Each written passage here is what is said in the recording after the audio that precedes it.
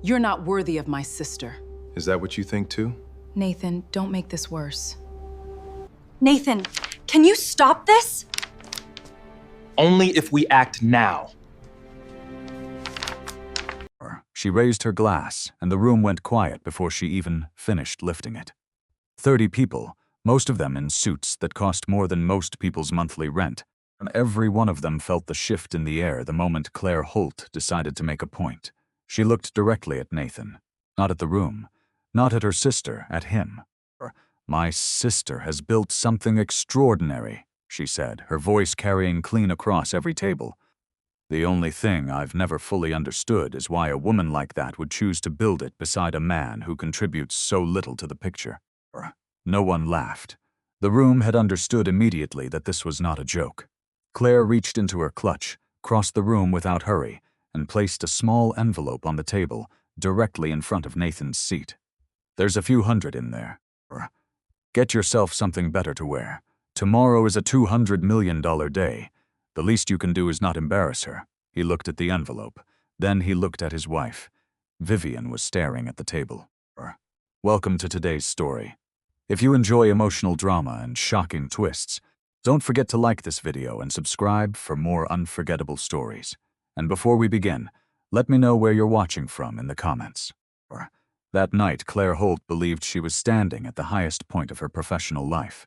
She had no idea what those 5 words, not yet sent, were about to cost her. Nathan Cross met Vivian in a city where neither of them had anything yet. She was working double shifts, managing insurance claims at a hospital network, taking finance courses at night, building something out of discipline when talent alone wouldn't have been enough. He was running a small investment consulting practice out of a rented suite that smelled like old carpet and ambition in roughly equal measure. They had one employee between them, Maya Reese, who had started as an assistant, and over 3 years become the person Nathan trusted with anything that actually mattered. They ate at places with laminated menus. They saved money carefully. They made plans and revised them and made new ones. And somewhere in the middle of that, they decided they wanted to build something together, just the two of them, without asking anyone for anything, without needing anyone to validate the direction they had chosen. Nathan loved Vivian for how she moved through those years, steady, clear-eyed, never pretending something was easy when it wasn't, but also never letting difficulty become an excuse. He thought then that quality, the refusal to let difficulty become a reason to stop, was the rarest thing a person could have. He still thought that. He never told her about Westgate Capital Partners. Not in the beginning, when there wasn't much to tell, and not later, when there was quite a lot. Westgate didn't announce itself. It grew the way most serious things do, through one careful decision after another.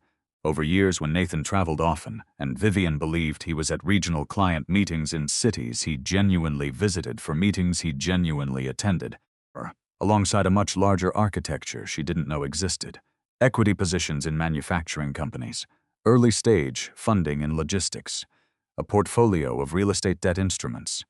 By the time Vivian was being promoted to vice president at her firm, Westgate Capital held controlling interests in 18 companies across 9 states and managed capital for a group of institutional partners who had never met Nathan in person and preferred it that way.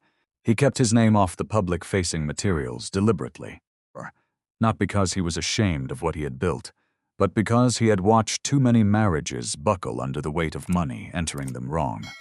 He had watched men become their portfolios, and lose track of whether the people around them were responding to them or to what they represented. He did not want Vivian to wake up one morning and look at him and wonder which one she had actually chosen. That logic had protected something real in the early years. But the longer he sustained the silence, the more it stopped being protection and started being something else. A structure that served his need to manage a particular kind of uncertainty. He understood that now, clearly, and too late. Vivian's sister Claire became CEO of Holt Aerospace 4 years ago. The change in the household was gradual at first, small things, each easy to explain away on its own. The way Claire would mention her board meetings at family dinners, with a practiced casualness that was not actually casual at all. The way she would glance at Nathan's car in the driveway when she came to visit, long enough to form a conclusion, short enough to maintain deniability. The comments began arriving with more regularity after that, not directed at Nathan directly. Claire was too precise for that. They were delivered at Vivian in a voice pitched just loud enough to include Nathan, without requiring a response from him. That Vivian was remarkable for what she had built, that she carried the ambition for both of them. That a woman of her caliber deserved a partner who matched her in every room she walked into. Nathan heard her tell Vivian more than once, in more than one formulation, that she had settled. He never responded. A man who argues for his own worth has already conceded the terms of the argument. The party was Claire's idea. She had rented a private dining room on the 42nd floor downtown. 30 guests, department heads, board members, 2 early investors, and several people whose precise connection to Holt Aerospace Nathan never fully determined. Vivian wanted him there. He agreed without hesitating. The first hour was manageable. He spoke with people he didn't know, kept the conversation general, stayed close enough to Vivian that she felt present rather than abandoned. Then a man Nathan hadn't been introduced to asked what he did for a living. Before he could answer, Claire stepped between them. "He does a little investing," she said, with the particular warmth of someone delivering an insult in the key of helpfulness. "Small scale. Vivian's the real earner in that marriage. He provides the moral support." 20 minutes later, she raised her glass.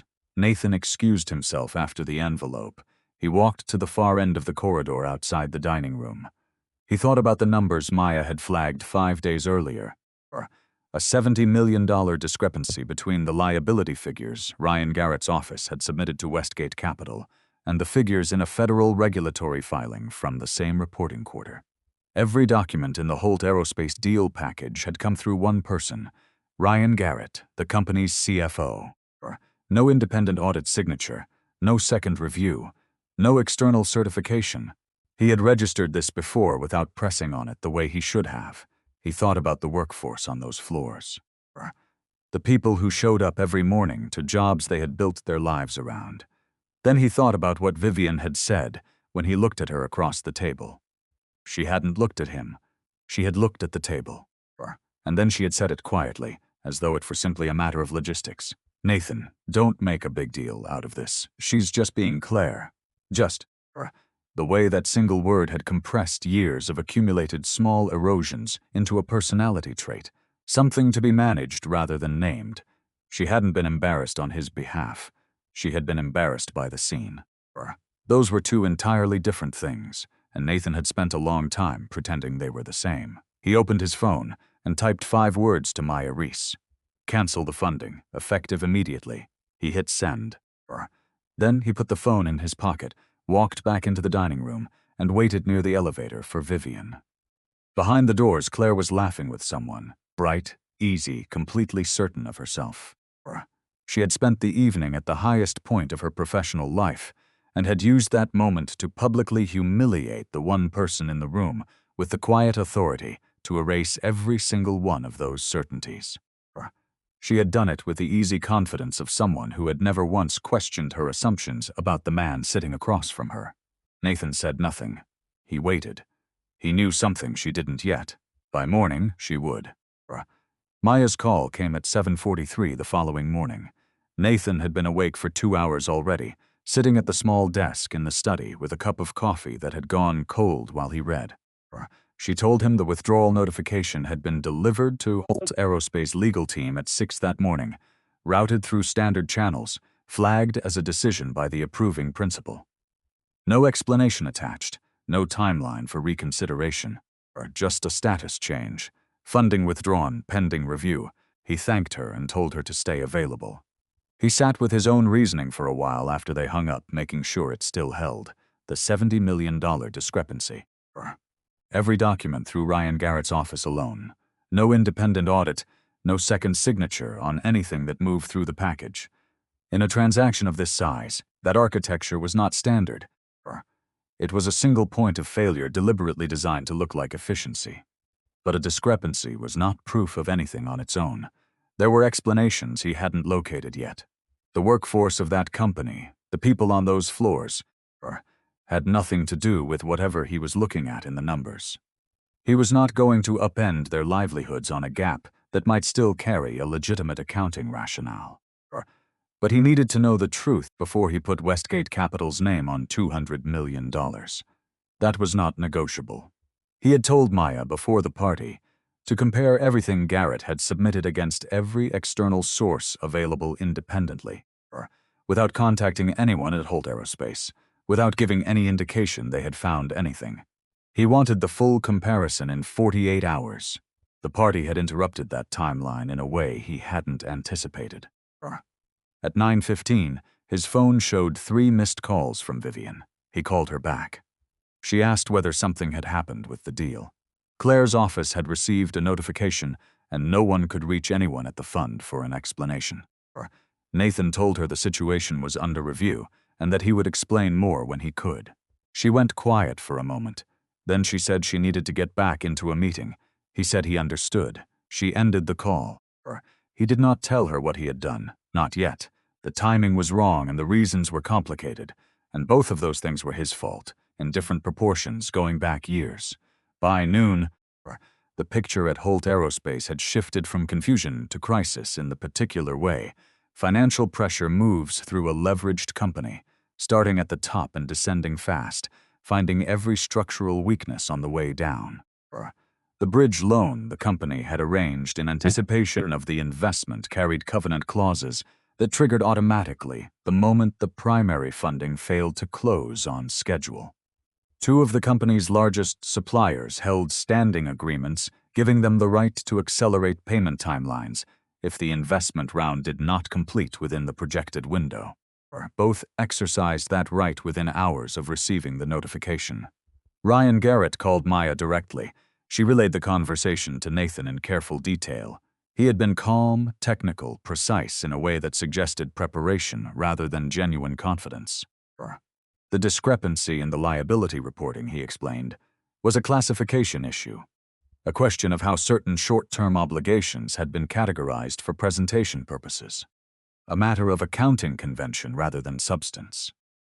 His team could deliver supplementary documentation within 72 hours that would resolve any concern and allow the deal to proceed on a revised timeline. He spoke, Maya told Nathan, like a man who had given this particular explanation before and had learned exactly how much composure to project while giving it. Nathan thanked her. He told her to relay back that they would be in touch. Claire, meanwhile, had told Vivian that the withdrawal was almost certainly a processing error. These things happened in complex transactions. The fund's legal team had likely flagged something routine and procedural, and it would be corrected before the end of the week. She also made a point of telling Vivian to keep Nathan out of it entirely. This is real finance, she said. According to what Vivian repeated to Nathan that evening, with a flatness in her voice that told him she wasn't entirely sure whether she agreed with the instruction. Tell Nathan not to get involved. Nathan let that pass without comment.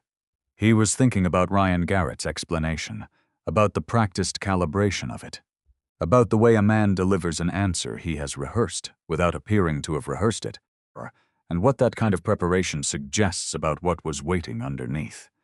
He told Maya to continue the independent comparison, to pull every publicly available filing, every regulatory record, every external data point that could be cross-referenced against what Garrett's office had submitted. He wanted every discrepancy documented with timestamps, and he wanted the work done quietly, without footprints. She said she would have something for him within 24 hours. He said he'd be waiting. 2 days later, Claire requested a direct meeting with the decision-making principal at Westgate Capital. Maya confirmed the meeting and gave her a time and a conference room on the 21st floor of the offices. She did not tell Claire who would be attending on Westgate's side.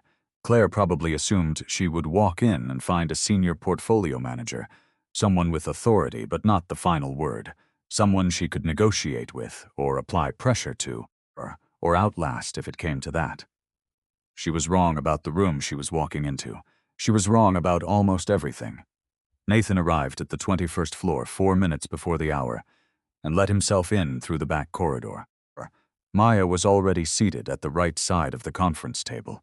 She had the financial comparison laid out in front of her, Ryan Garrett's submitted documents on one side, the independently sourced regulatory figures on the other, the discrepancies highlighted with a clarity that left no room for interpretive flexibility. The chair at the head of the table was empty. Nathan left it that way and stood near the window, looking down at the street below, until he heard the elevator open at the end of the hall.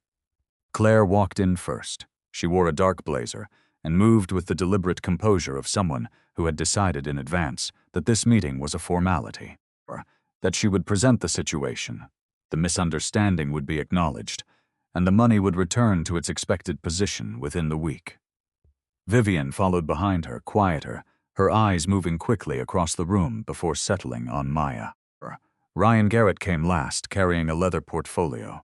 Claire's gaze went to Maya immediately. She began speaking before she had fully taken her seat. The company's track record, the strategic logic of the investment, the jobs at stake, the creditor timelines that made a rapid resolution not just preferable but necessary. Her delivery was controlled, professional, calibrated. She had prepared for this room. She was 4 sentences in when the door behind her opened. Nathan walked across the room to the chair at the head of the table and sat down. Claire stopped mid-sentence. She looked at him the way people look at something that doesn't fit the category they've already filed it in. A quick recalibration, almost imperceptible, immediately suppressed.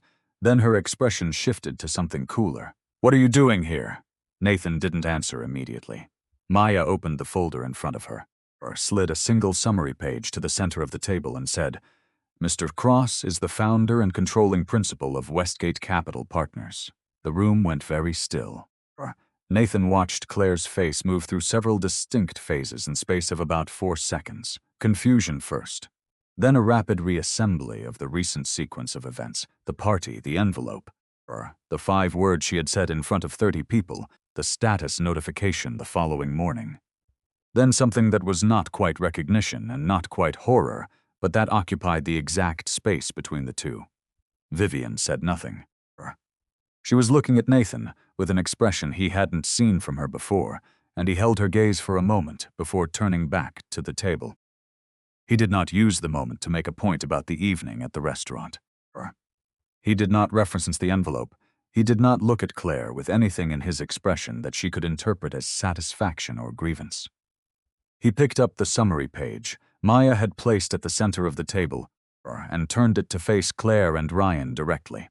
"Your company reported short-term liabilities approximately $70 million below the figure in your federal regulatory filings from the same reporting quarter," he said.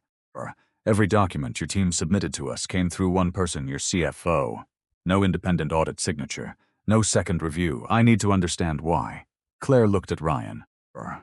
Ryan looked at the page with the practiced neutrality of someone who had anticipated the question and prepared for it. He said it was a classification matter, a question of how certain obligations had been structured, as contingent rather than current liabilities, which he described as a standard accounting approach, reviewed and approved by the company's external auditors. He could provide the relevant documentation if that was what was needed to move forward. His voice carried the same measured calibration Maya had described on the phone. Steady, reasonable, just confident enough to suggest that skepticism would be excessive. Nathan looked at him for a moment without responding. Then he thanked Ryan for the explanation, told him all supporting documentation should be delivered to Maya's office by the following morning, closed the folder, and told Claire they would be in touch within the week. Claire had not said another word since Maya made the introduction. Nathan stood, buttoned his jacket, and left the room without looking back. In the corridor, he was aware of what had just changed, not just between Claire and him, among all 4 people in that room. Everyone present now understood something that had not been understood before. The only question was what each person was going to do with it. Claire would fight. He already knew that. The sequence of events, the party, the withdrawal, the conference room, was factually accurate. In the right hands, it could be arranged into a story where his professional judgment was contaminated by personal grievance. And Claire had the connections, the outside counsel, and the clarity of someone who had nothing left to lose by going on offense. Vivian was the one he was thinking about when the elevator doors closed. She had looked at him across that table with an expression he was still trying to read. Not the expression of someone who had already chosen a side, the expression of someone standing at the exact moment when the map they had been using to navigate a situation has just been revealed to be a map of a different country entirely. He didn't know yet what she would do with that. He wasn't sure she knew either. What he did know was that the meeting had changed the weight of everything, and that the work he needed to do next had a timeline that was much shorter than he would have preferred. Claire's response came faster than Nathan had expected, and from a direction he should have anticipated more clearly. By the following afternoon, Ryan Garrett had made contact with 2 members of the Holt Aerospace Board of Directors. What he told them, as Maya heard back through a source she didn't identify, had been carefully constructed, that Nathan had a clear conflict of interest as the husband of Claire's sister, that he had withdrawn the funding following a personal confrontation at a private family event, that he was using the leverage of a $200 million investment to force an apology in what was, at its core, a domestic disagreement, that his conduct raised serious questions about the integrity of the entire funding process, and whether his involvement had ever been appropriate. It was a precise and effective piece of work. Ryan had taken the accurate sequence of events, the party, the withdrawal, the conference room, and rearranged them into a narrative where Nathan's professional judgment was entirely contaminated by personal grievance. Because the sequence itself was accurate, the reordering was difficult to immediately disprove to anyone not already holding the financial analysis. A man who pulls $200 million from a company the morning after his sister-in-law humiliates him in public looks, from the outside, exactly like a man acting on personal grievance. That the decision had been made before the party, that the investigation had been running for days, that the discrepancy existed independent of anything that happened in that dining room. None of that was visible to anyone who only saw the timeline. Claire retained outside counsel and sent a formal letter suggesting the withdrawal might constitute a potential breach of the preliminary investment agreement. Then she went to Vivian. She asked to meet privately, and Vivian agreed. Afterward, Vivian came home and sat at the kitchen table and put her phone face down, which she did when she had already decided what she needed to say, and didn't want the conversation interrupted before she finished. "You kept this from me for 12 years, she said. "I did. That's not a small thing, Nathan, I know." She was quiet for a long moment. Then she said she didn't know what to do with information that Large delivered at this particular moment, in the middle of everything happening with her sister. She said she needed time to think clearly, and she couldn't think clearly about them, while everything with Claire remained unresolved. She wasn't ready for documents yet. She just needed him to understand that. He told her he understood. He told her he could show her everything in the deal file whenever she was ready. She nodded once and said she needed to get some sleep. She didn't ask him whether he had done the right thing. He didn't volunteer an opinion on that either. The following morning, she told him what Claire had actually said during their private conversation. Claire had told Vivian that, whatever she privately thought about the finances, the company employed real people whose livelihoods were now at risk because of what looked from the outside like a personal decision made in the wake of a family disagreement. She told Vivian that if she cooperated with Maya or shared any information about what the legal team was planning, she would be choosing Nathan's interests over thousands of jobs, and then she had asked her directly, "Whose side are you on?" Nathan heard this and said nothing for a moment. Then he asked Vivian what she had said in response. Vivian looked at him steadily and told him she hadn't given Claire an answer. She said she told her sister she needed to think. He said that was fair, and he meant it. But Maya called him the next afternoon from her car. Her voice had the particular careful quality it takes on when she is delivering information she did not want to be the one to deliver. She told him that Vivian had called her that morning. She had asked Maya for a complete picture of where things stood and what the withdrawal meant for the funding timeline. She had said, and Maya repeated this with careful precision, that she wasn't certain who had the complete story and that she needed to protect herself. Maya had come to Nathan instead of calling Vivian back. He sat with that for a long time, Vivian hadn't been trying to betray anyone. She was frightened. She was standing in the middle of a situation she hadn't been given the tools to navigate, because Nathan had spent 12 years ensuring she didn't know those tools existed. Her choice that afternoon had been wrong. But it was wrong choice of a frightened person, not a calculated one. The difference mattered to him. It mattered more than he expected it to. He told Maya, "Leave Vivian alone. She's scared. That doesn't make her the enemy." But as he said it, he understood that he was now the only person in this situation who held the full picture, and he was holding it completely alone. He had built that particular circumstance himself, over 12 years of careful, well-intentioned decisions that had compounded into a structure of distance he had mistaken, for far too long, for protection. Whatever came next, he was going to have to work through it without the one person he had always worked through difficult things with. That was the actual cost of what he had kept hidden, not the money, not the professional exposure. Just this, the specific loneliness of standing at the center of something important and not being able to turn to his left and talk about it with the person he trusted most. He pulled out his phone and called Maya back. "Keep digging," he said. "Don't stop." Maya had been digging.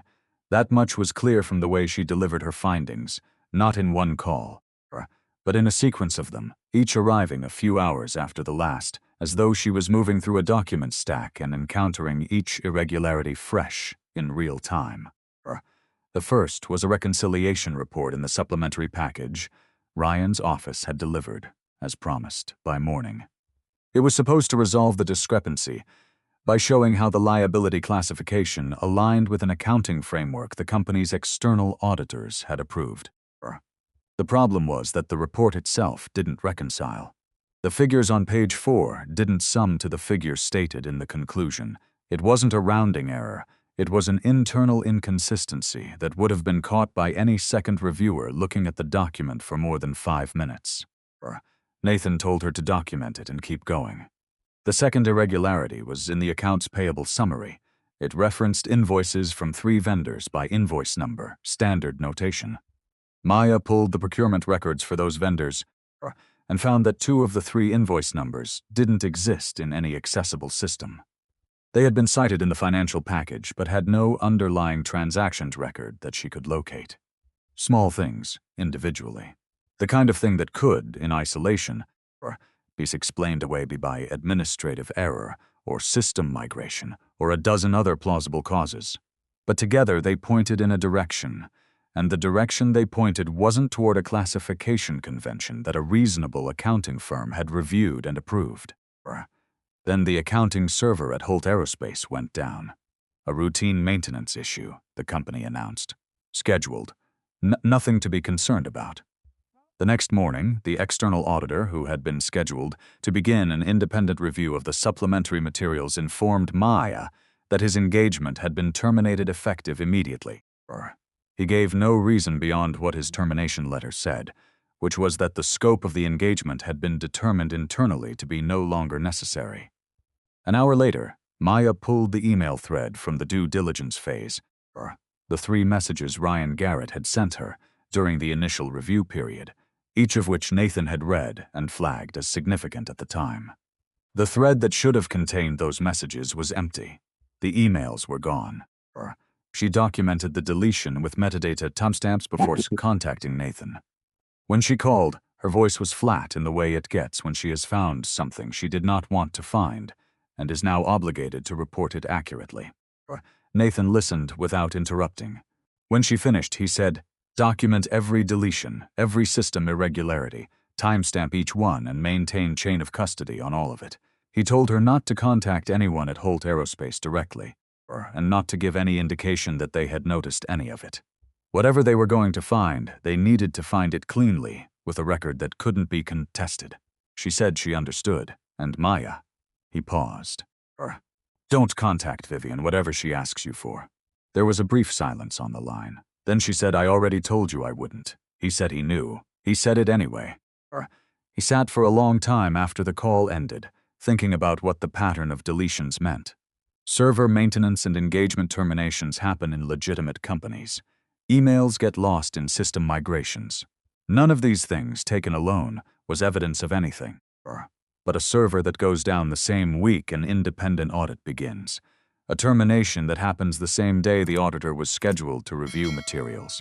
And a set of emails that disappear from a thread where their metadata still exists. Those three things together described a cleanup. Not a coincidence. A cleanup.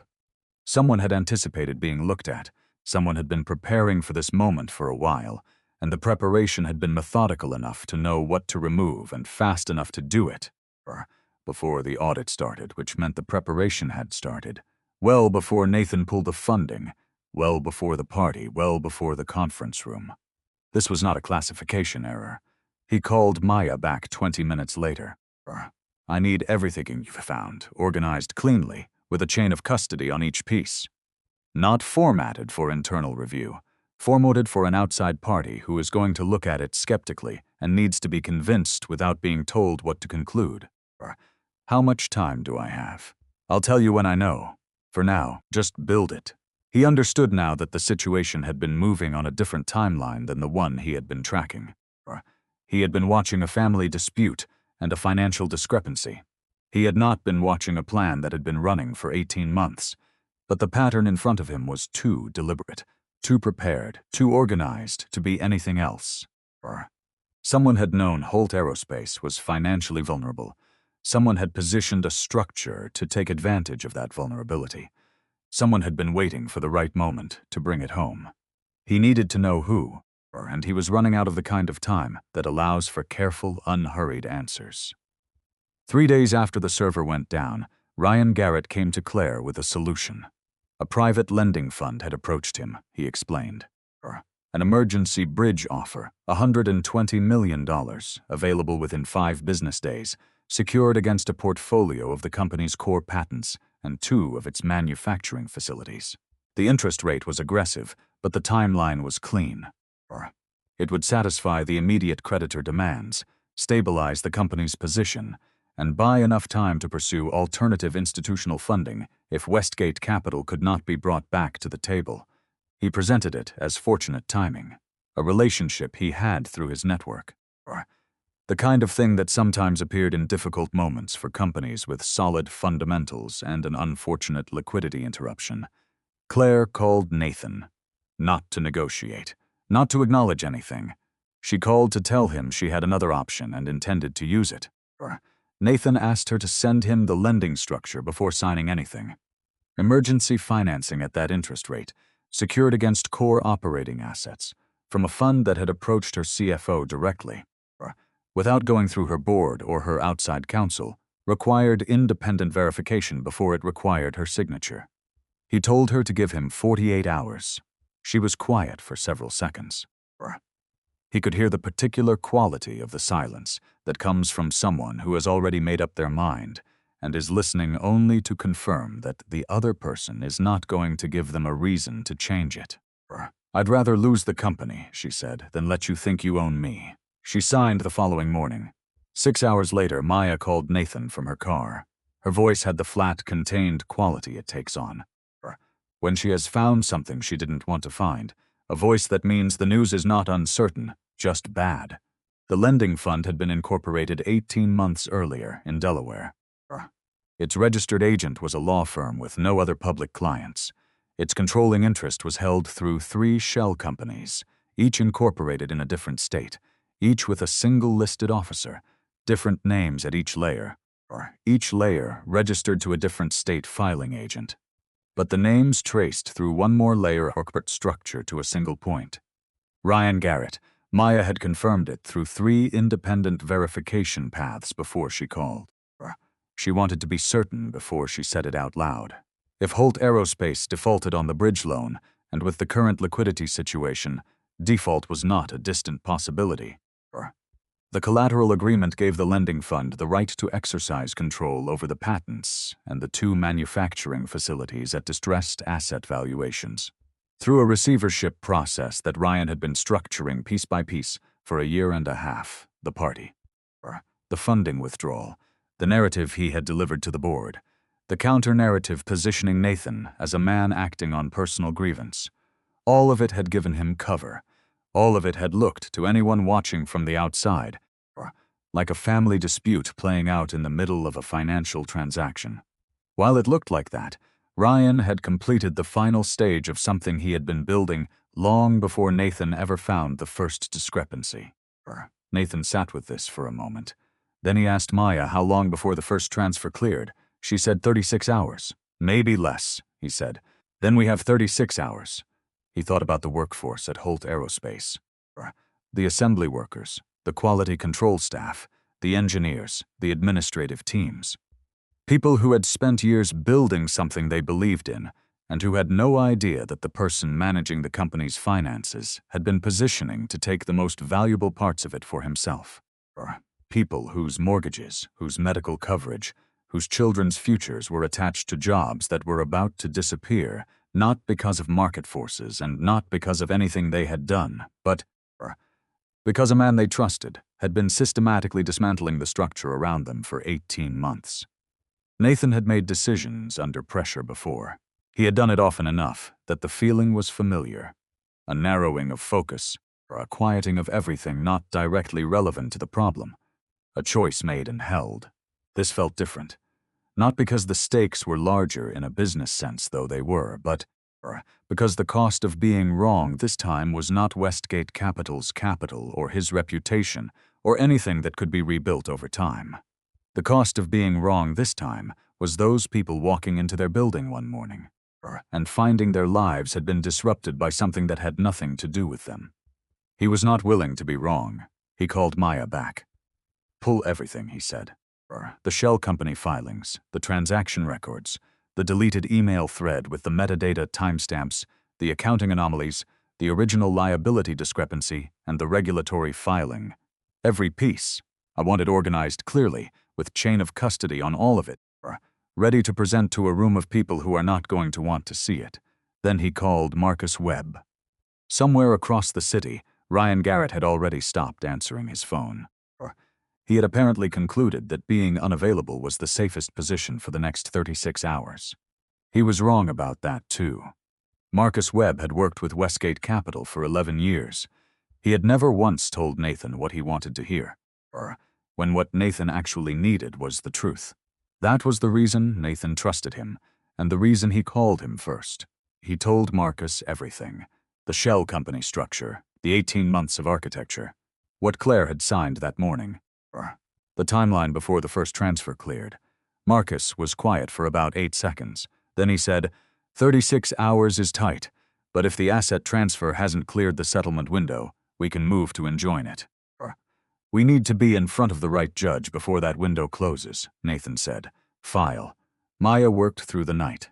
By 4 in the morning, she had assembled a document package running to 240 pages. Corporate filings for the lending fund and each of the 3 shell companies, cross-referenced against Delaware, and state-level registration records. Bank transfer records, tracing the capital structure through each layer. Side-by-side comparisons of the liability reports Ryan had submitted to Westgate Capital against the figures in the public regulatory database, formatted so the discrepancy was visible at a glance. A transaction history for the lending fund, tracing its ownership structure through 3 shell layers to a single name. Email metadata with deletion timestamps, showing what had been there and when it disappeared. And a sworn statement from the independent auditor who had been terminated the week before. The auditor had kept copies.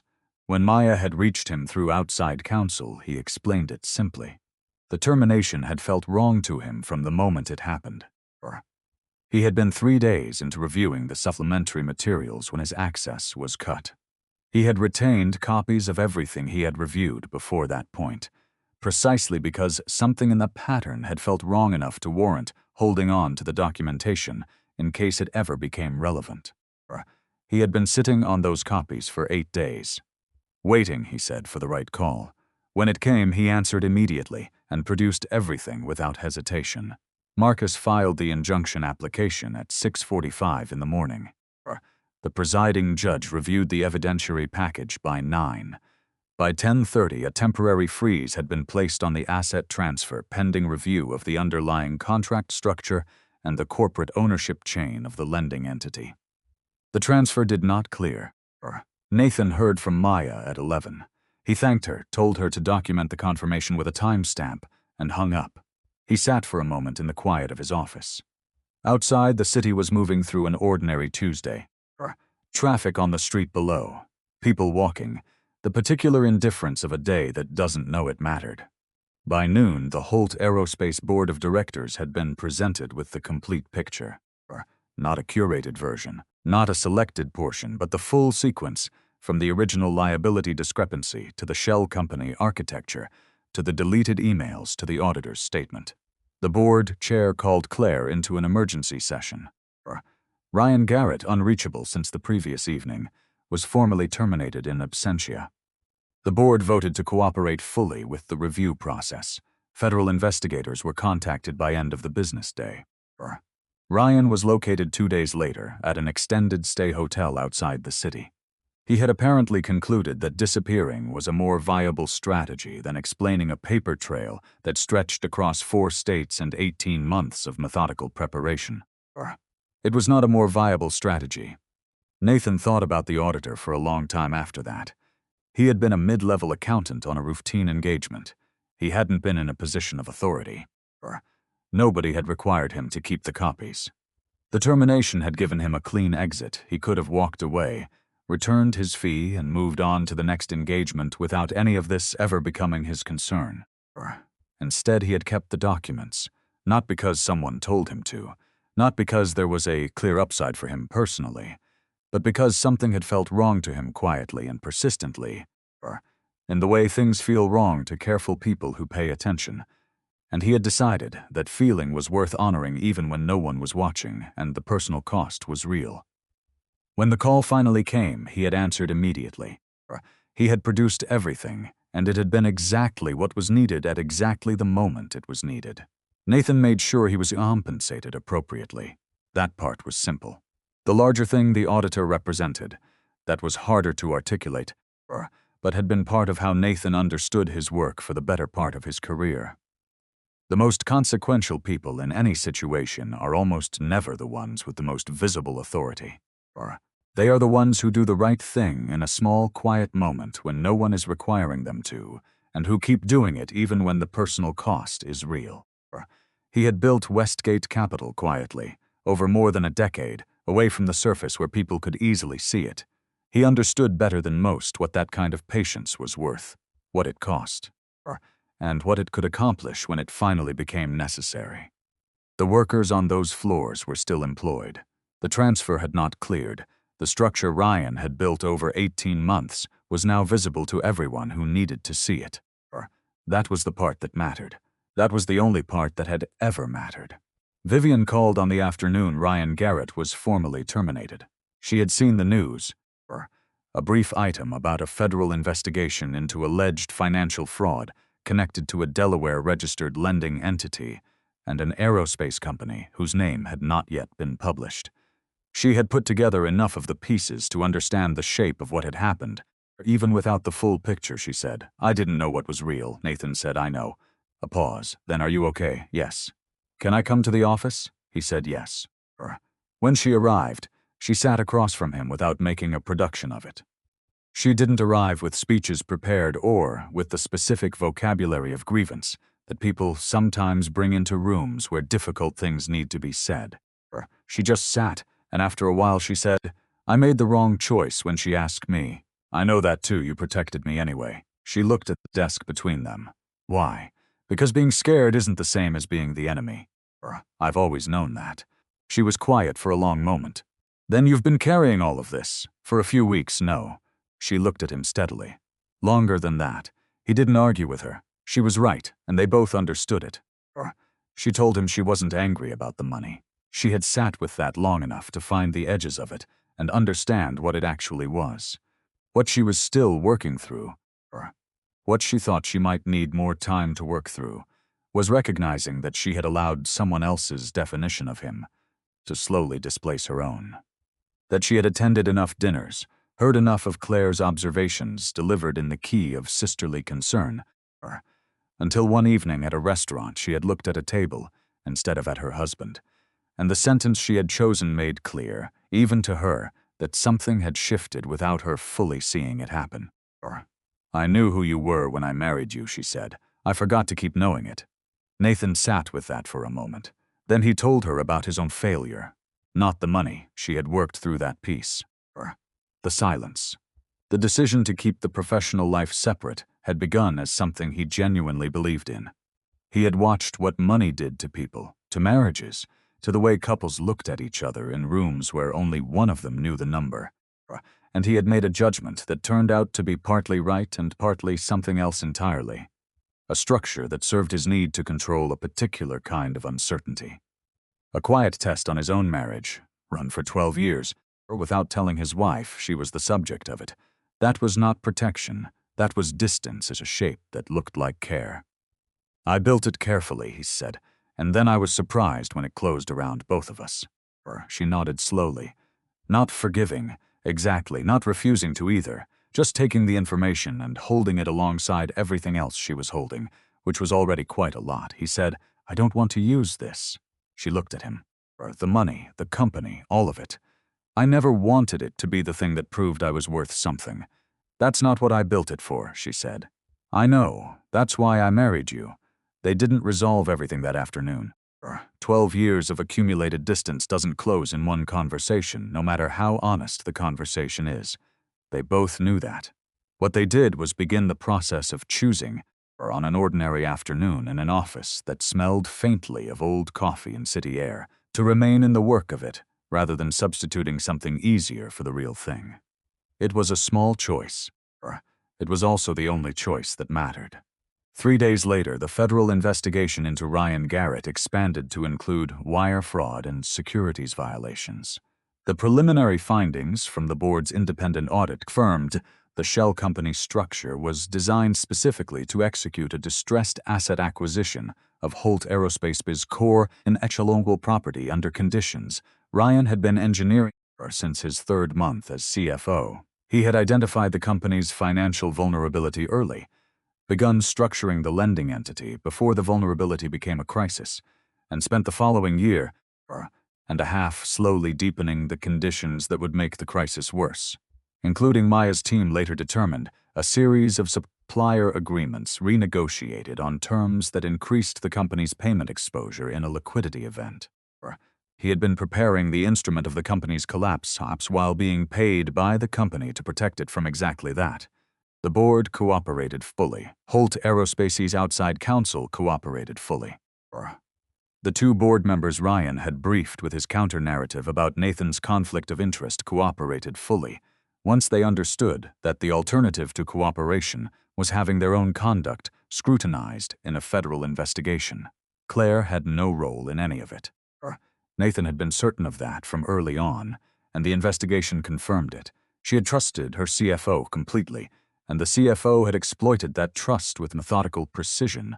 That didn't make her judgment in other areas correct.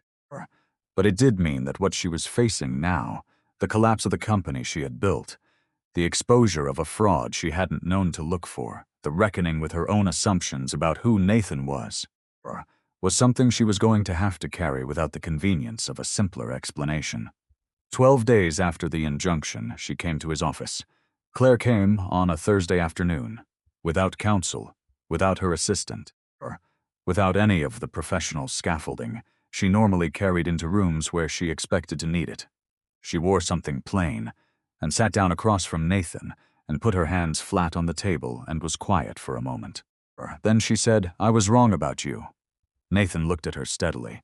That's not why I pulled the funding. She looked up. What you said at that party accelerated my decision, he told her. That's true. But the discrepancy in your liability reporting had already been flagged before that evening. The investigation was already running. What changed after the party was not whether I examined the numbers. It was how quickly I was willing to act on what they showed. He paused. The funding was suspended because of a $70 million gap your CFO had deliberately buried. Not because you left an envelope on a table, she was quiet. If I had released $200 million into that structure, without resolving the discrepancy, he continued, because keeping the peace seemed easier than pressing for the truth, or because you happened to be connected to my family, I would have been failing in my responsibilities to everyone else involved. The personal and the professional have to remain separate. That is not a choice I make situationally. Claire looked at her hands on the table. After a long moment, she said, "The company still needs the funding, I know. The bridge loan is frozen.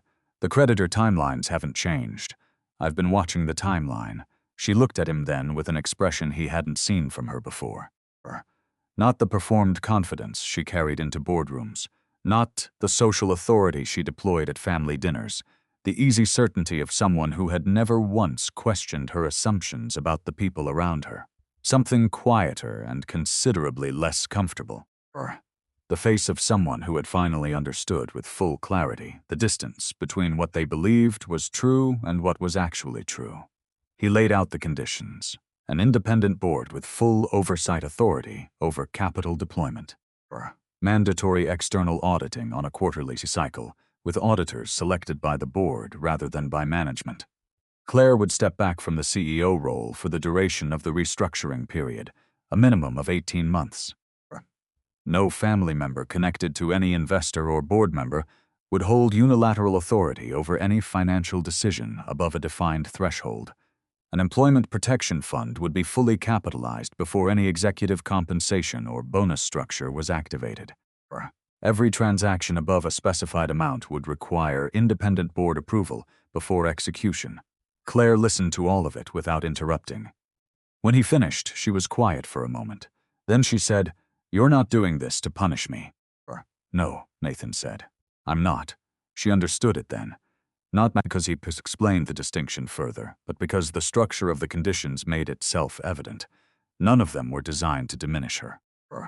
None of them were calibrated to satisfy a personal grievance or to demonstrate that she had been wrong about him. All of them were designed to ensure that what had happened under Ryan Garrett could not happen again under anyone, including her. The governance structure he was requiring was not retaliation. It was the architecture of accountability that should have been in place from the beginning. The $200 million was not a reward for the leadership that had been in place. It was a commitment to the people on those floors who had spent 6 months working in a company that had come very close to ceasing to exist through nothing they had done and nothing they had controlled. Claire said, "The workers." Yes. She looked out the window for a moment, then back at him. "I never thought about the workers when I was angry with you. I thought about the company. I thought about what it meant for me. I told Vivian the jobs were at stake because it was the most effective thing I could say to her. I don't know that I was thinking about the people in those jobs." Nathan didn't say anything. "That's not who I want to be," she said. He believed her. He also understood that wanting to be different and becoming different were two separate projects, the second of which was harder and longer and more likely to fail. What she did with the recognition was not his to manage. He had his own version of that same gap to close, and he'd been working on it for years without finishing. He slid the framework agreement across the table. She read it carefully, all of it, every page, without skimming. It took about 20 minutes. Nathan waited. Outside, the city moved through a late afternoon in its particular unhurried way. Traffic, pedestrians. The low hum of a place that doesn't stop for any one person's moment of reckoning. When she finished reading, Claire set the document down and looked at it for another moment. Then she picked up the pen he had placed beside it and signed, without out-negotiating a single term, without asking for a revision, without the instinct or counter-offer that had defined every professional interaction Nathan had observed her in. She signed it exactly as written. "The company employs 1,100 people," she said as she set down the pen. "I know the number," Nathan said. She stood. He stood. They didn't shake hands. There wasn't a gesture that fit the moment, and neither of them reached for one. She left. The door closed behind her. Nathan stood at the window for a moment, looking at the city. Somewhere in the building, a phone rang and was answered. The ordinary sounds of work continuing. He had not done this to prove anything. That was the clearest thing he understood about his own motivation, and the thing that mattered most to him to have right. He had not done this to demonstrate that he was worth more than an envelope left on a table in a private dining room by a woman who had already decided what he was worth before she walked in. He had done this because $200 million released into a structure with a $70 million undisclosed liability and no independent oversight, would have been wrong. And because the people on those floors deserved someone in a position of power to care more about them than about winning a personal argument. Those were different things. He was glad they had turned out to be compatible. He picked up his phone and called Maya. "It's done," he said. "I know," she said. "I've been watching." He smiled at that. Then he asked her to start the wire transfer process through the proper channels, according to the new governance structure, with all the documentation in order. She said she would have it ready by morning. He said, "Good, let's get those people paid." The new manufacturing facility opened on a Tuesday in October. It was a smaller event than Claire had originally imagined for it. No private dining room on a high floor, no champagne reception, no guests. Whose connection to the company existed primarily on paper. Mostly workers, some managers, a few board members who had wanted to see the floor in operation, local officials. The kind of gathering where the most important people in the room are the ones whose names don't appear in any of the press materials. Nathan stood in the corridor outside the main hall for a few minutes before the remarks began, watching the line of people moving through the entrance. Assembly workers, quality control staff, engineers in safety vests with badges clipped to their collars. A group of administrative employees who had been with the company for years and who had spent the past 6 months working through a financial crisis they hadn't caused and hadn't been told the full story of until it was already resolving. People who had built their lives around those jobs, mortgages, school tuitions, medical coverage, the particular kind of stability that takes years to build, and can disappear in a morning if the right safeguards aren't in place. They were still employed. That was the fact that mattered. Claire found him in the corridor before the event began. She had a different quality to her now, not diminished exactly, but recalibrated. The performance was gone. The practiced confidence she carried into rooms where she expected to need it had been replaced by something more spare, and Nathan thought, considerably more durable. She stood beside him and looked at the same line of people he had been watching. After a moment, she said, "I told you once that you weren't worthy of my sister." Nathan looked toward the entrance where the last of the workers were filing through. "I signed the check that kept this place open for people whose names you never learned." Claire didn't answer. He didn't need her to. He walked back toward the main hall. Behind him, he heard the corridor door close, and then, for a moment before it shut completely, the sound of the facility came through clearly. Voices, movement, the low productive hum of a building coming back to life. Then the door shut and it was quiet again. Vivian and Nathan had their own accounting to do, not in a formal conversation, in the kitchen late on a Sunday night 3 weeks. After the facility opened, when the house was quiet, and neither of them was pretending to be interested in anything else. She said she wasn't angry about the money anymore. She had sat with it long enough to understand what it actually was, and why he had done what he did. Even though it had hurt, the discovery of it, the scale of it, the 12 years of knowing something without being known, she had found her way to understanding, if not yet entirely to peace. What she was still working through was something smaller and harder to name.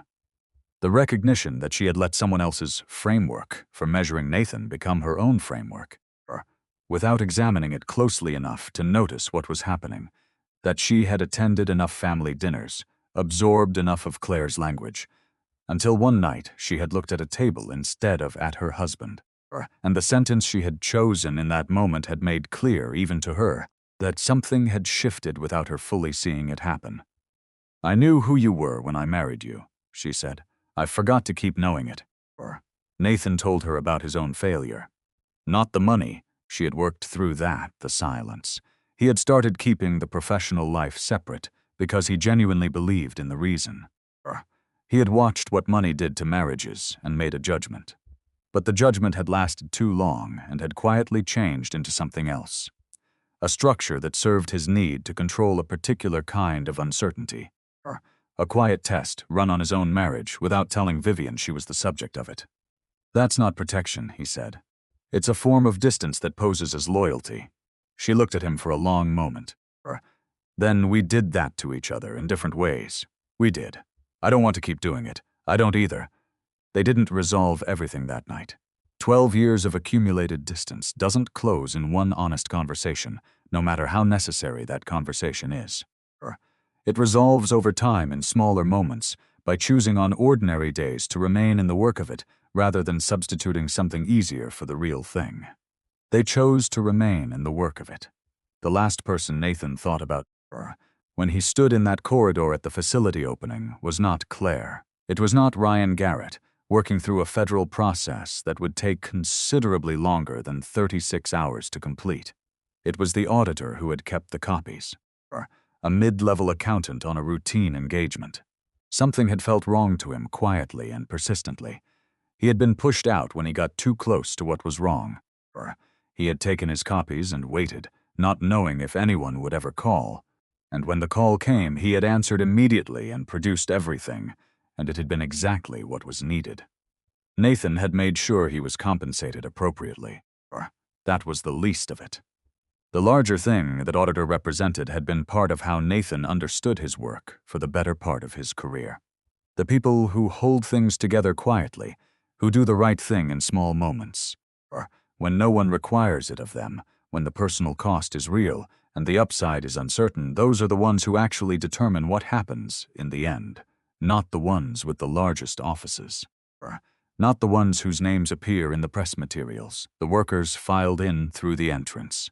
The facility hummed. The morning moved forward. And somewhere on those floors, the people who had built their lives around those jobs were beginning a day that existed in part because a number had been caught. A call had been made, and a series of decisions had held under pressure when they needed to. None of them knew Nathan's name. That was exactly how he wanted it. If this story stayed with you, it might be because you've been on one side of it or the other, the person who was underestimated and said nothing, or the person who did the underestimating and eventually had to reckon with what that cost. Either way, you're in the right place. Leave a comment and tell me what you thought of Nathan's decision. New stories go up every week, and they're all built around the same truth. The quiet ones are usually the ones paying the most attention.